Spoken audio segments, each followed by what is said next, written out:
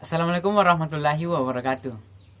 Kenalkan, nama saya Novel Imratul Akbar dari Divisi Bahasa Arab Zona 6 UKM Bahasa. Nah, pada kesempatan kali ini saya akan menjelaskan salah satu materi dari bahasa Arab itu sendiri, yaitu isim isyarah. Oke, jadi isim isyarah dalam bahasa Indonesia disebut dengan kata tunjuk. Lanjut. Nah, adapun pengertian dari isim isyarah adalah kata isim yang digunakan untuk menunjuk sesuatu atau tertentu atau menunjuk satu tempat tertentu. Adapun contoh yang dimaksud adalah misalnya kita ingin menunjukkan suatu tempat, itu masjid, ini masjid, ataupun nama orang, itu Halimah, itu Amar, itu dua orang perempuan. Jadi seperti itu yang dimaksud. Nah, adapun kata tunjuk untuk menunjuk jarak dekat disebut dengan lil qorib. Lil qorib. Dengan menggunakan kata ini. Atau dalam bahasa Arab yaitu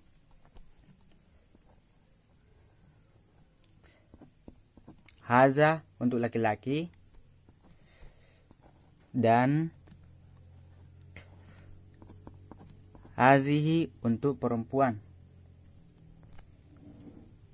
Adapun lil ba'id itu digunakan untuk menunjukkan jarak yang jauh. Jarak yang jauh dengan menggunakan kata itu.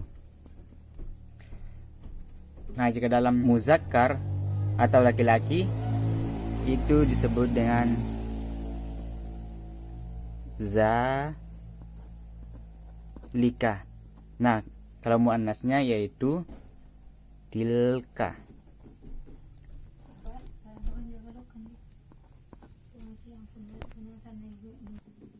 Nah, namun sebelum kita lanjut, yang harus kita pahami dalam bahasa Arab itu, kita harus ketahui bahwa dalam bahasa Arab itu ada dua kata benda, yaitu muzakkar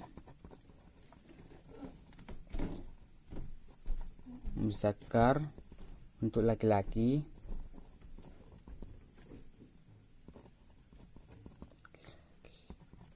dan muannas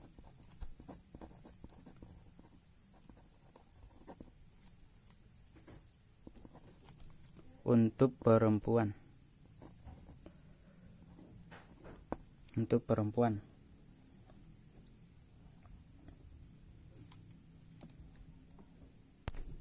Oke, lanjut. Yang pertama kita bahas dulu yang dekat, yaitu lil qorib.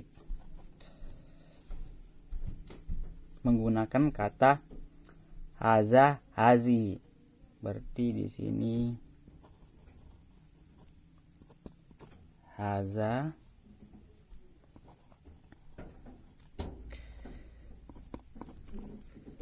hazi. Oke. Mohon maaf, tadi ada kesalahan di sini, haza kita kasih alif. Ini juga sudah diperbaiki tadi.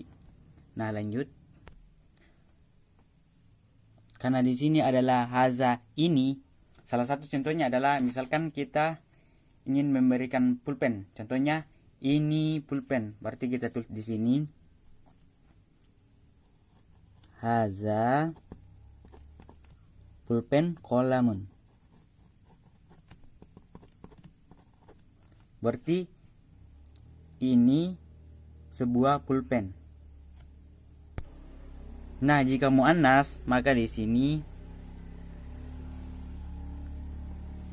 hazihi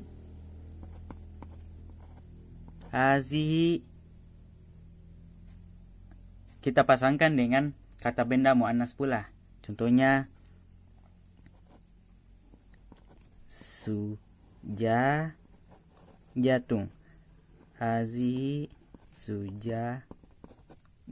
Berarti ini sebuah atau satu, ini sebuah kaca.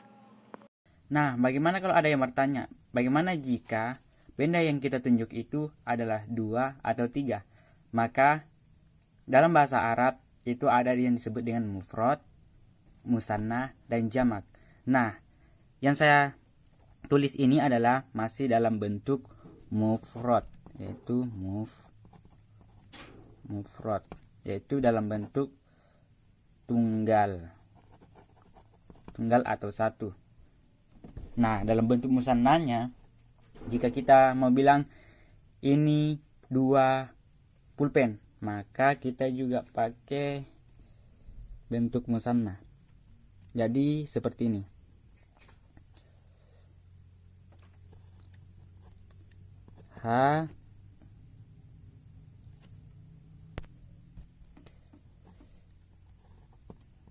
Berarti hazani. Jadi kolamunnya ini juga dalam bentuk musanna.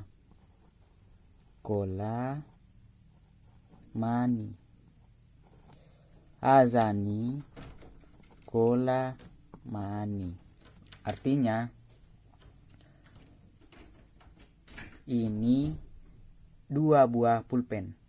Nah, bagaimana jika dia di muannas? Dan dalam bentuk muannasnya adalah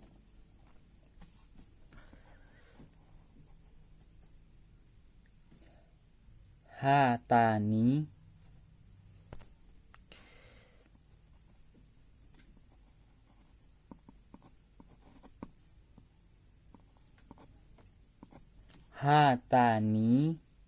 sujajatani.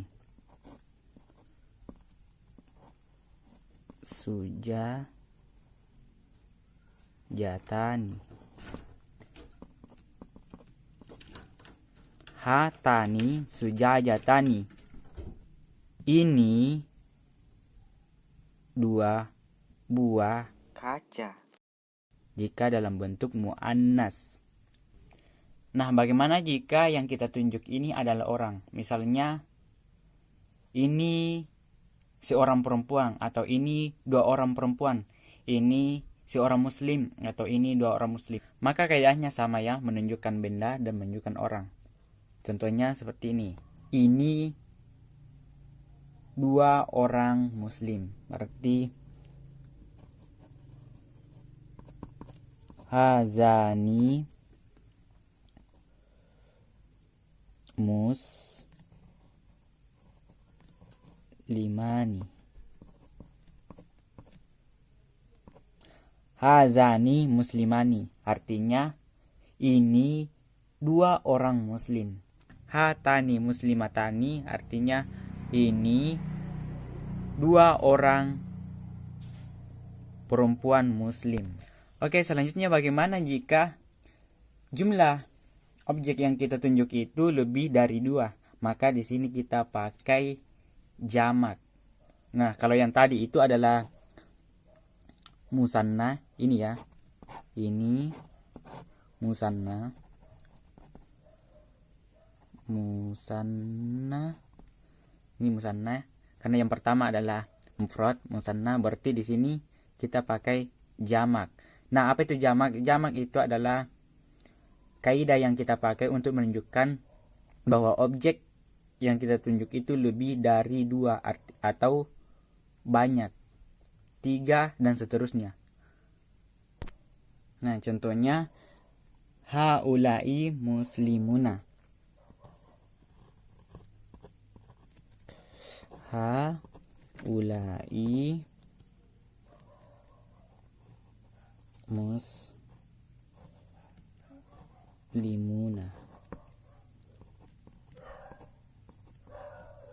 muslimuna.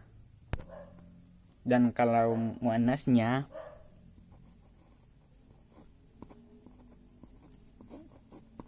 haulai muslimatun.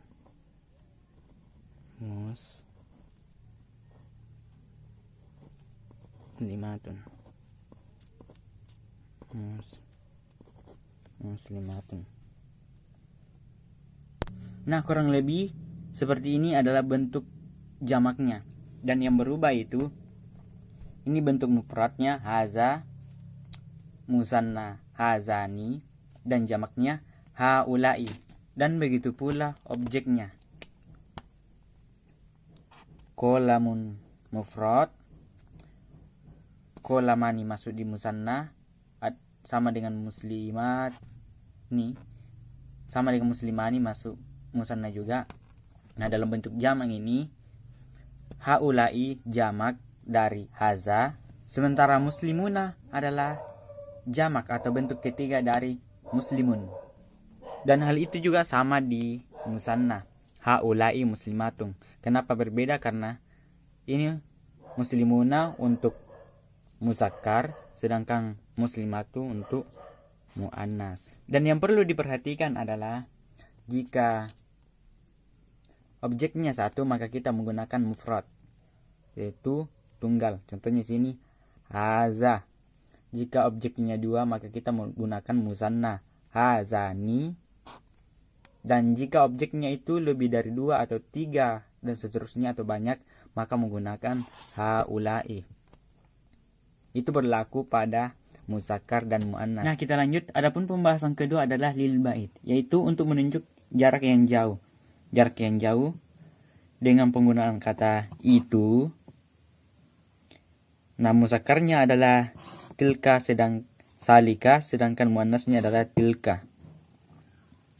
Hampir sama dengan lil qorib tadi, lil bait ini juga menggunakan sistem mufrad, musanna dan jamak. Hanya di sini kita hanya ganti dengan kata, kalau tadi haza hasi, di sini salika tilka. Nah, bentuk mufrad dari itu atau salika, yaitu salika, musannanya adalah sanika, dan jamaknya adalah ulaika. Nah, adapun musannanya, mufrad dari itu adalah tilka, musanna tanika, dan ulaika. Ini ulaika sama dengan ulaika ini adalah bentuk jamaknya atau bentuk ketiganya. Nah, kurang lebih itu saja. Sebenarnya hampir sama, cuma penggunaan antara ini dengan itu saja yang berbeda. Namun yang perlu kita perhatikan adalah penggunaan muzakkar dan muannasnya. Kalau muannas kan jelas ciri-cirinya menggunakan ta marbutoh di setiap perubahan mufrad, musanna dan jamak. Nah, itulah tadi pembahasan dari isim isyarah. Sekian dari saya. Assalamualaikum warahmatullahi wabarakatuh.